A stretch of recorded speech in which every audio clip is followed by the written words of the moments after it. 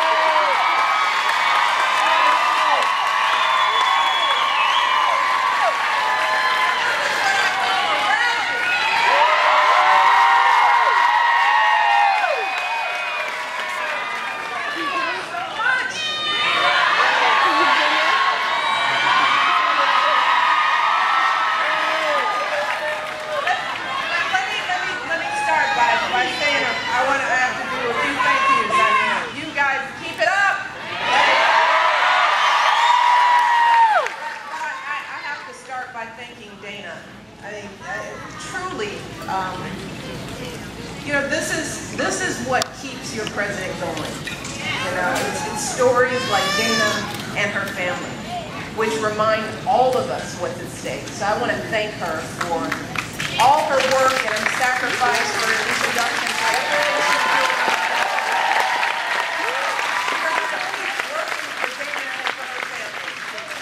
I also want to acknowledge Mayor Loudoun, who's here, I believe, and your former First Lady and my dear friend Ann Holden. We are so proud.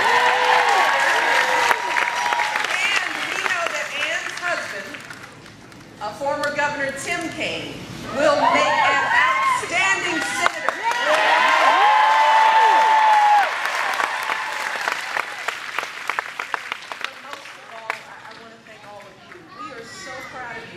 So proud of the work that you're doing. Thank you for joining us today. You're welcome. We stand here because of you. Absolutely. And yeah, it seems like you're a little fired up and ready to go, right?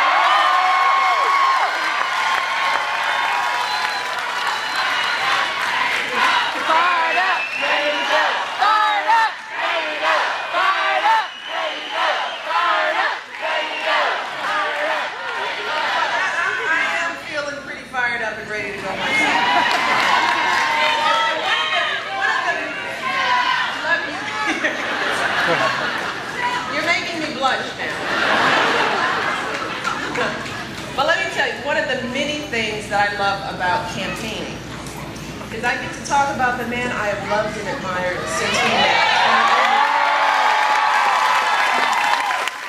And I am proud of my husband. Everyone's urging you to do what's easy, or what polls best, or what gets good headlines. As president, you have to be driven by the struggles, hopes, and dreams of all of the people you serve. You need to be committed to lifting up every single American. That's how you make the right decisions.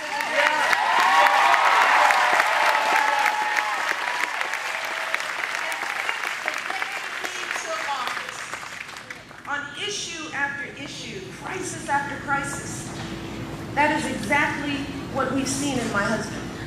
We have seen his values at work. We've seen his vision unfold. We've seen the depths of his character, courage, and his conviction. I think back to when Barack first took office. Where were we? Our economy was on the brink of collapse. Newspapers were using words like meltdown, calamity, declaring Wall Street implodes, economy in shock. You know what was going on. For years, folks had been lured into buying homes they couldn't afford. Their mortgages were underwater. Banks weren't lending. Companies weren't hiring. The auto industry was in crisis. This economy was losing 800,000 jobs every single month. And a lot of folks wondered whether we were headed for another Great Depression. See, that is what Barack faced on day one as president. He inherited an economy in rapid decline.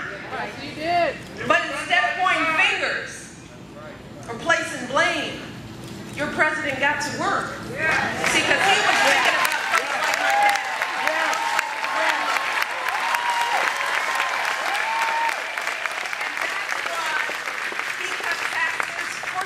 Businesses and working families, because he believes that in America, teachers and firefighters shouldn't pay higher tax rates than millionaires and billionaires.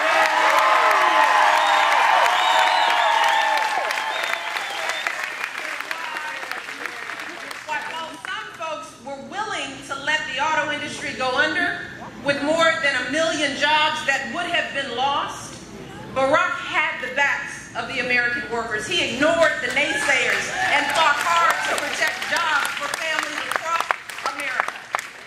That's why today the auto industry is back on its feet.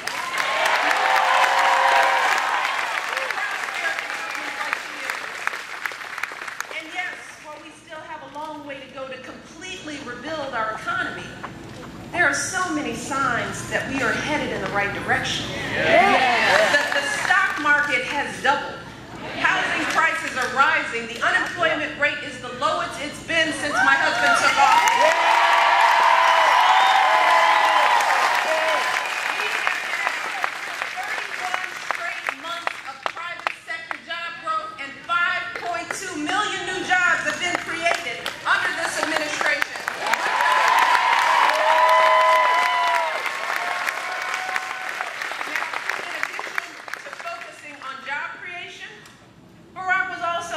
On improving access to health care for millions of Americans.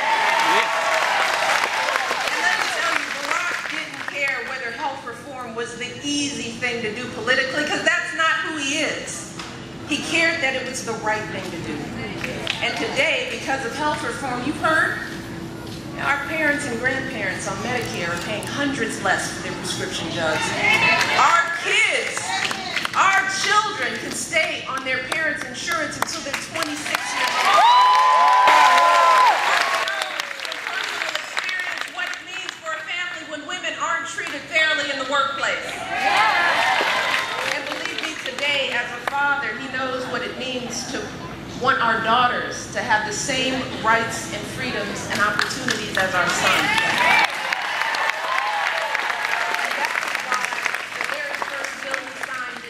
President was to make sure that women get equal pay for equal work. That is why he will always fight to ensure that women, that we can make our own decisions about our bodies and our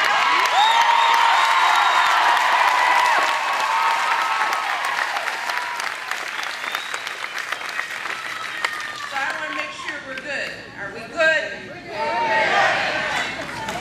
Yay! Do we need water over there? Water!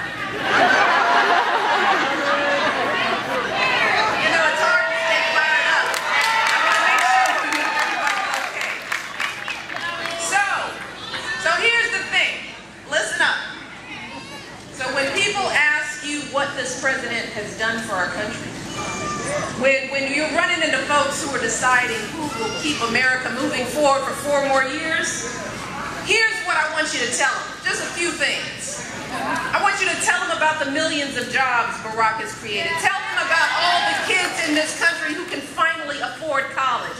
Tell them about the millions of lives that will be changed because of health reform. Tell them how Barack ended the war in Iraq. Tell them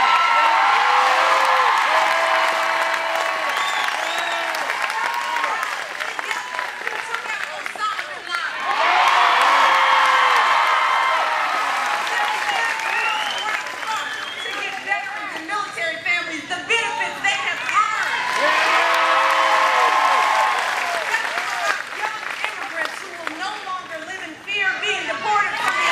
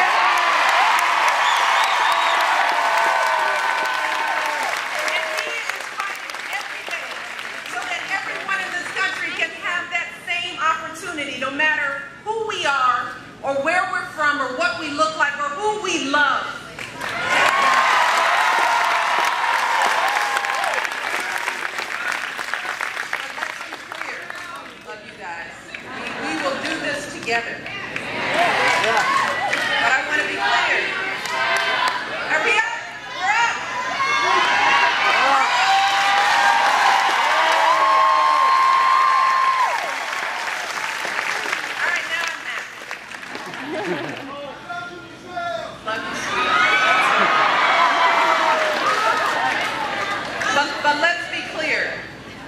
While he is proud of what we've all achieved together, my husband is nowhere near satisfied. Understand that, because Barack knows better than anyone that too many people are still hurting. He knows that there is plenty of work left to be done, and as President Clinton said, it's going to take a lot longer than 4 years to finish rebuilding an economy.